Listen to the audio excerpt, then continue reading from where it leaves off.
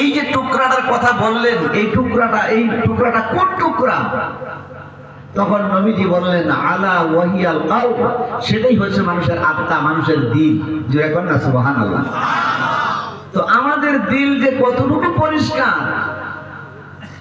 আমাদের অন্তর যে কতটুকু পরিষ্কার, কতটুকু ভালো, আমার এই সংক্ষিপ্ত আলোচনার মাধ্যমে ইনশাআল্লাহ দেখা যাবে। বলেন ইনশাআল্লাহ।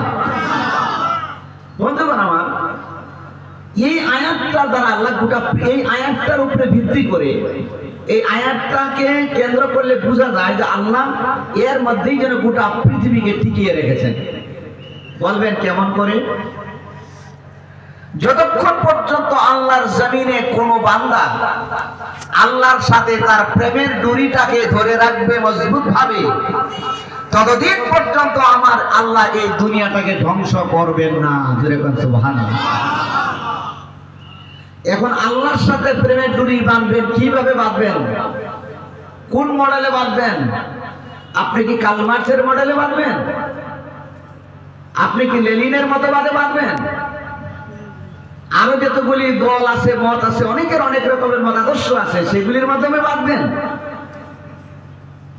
সেই যেই মতে আপনি বাঁধতে হবে সেটাই হলো ইসলামী মতবাদ। জোরে বলেন সুবহানাল্লাহ।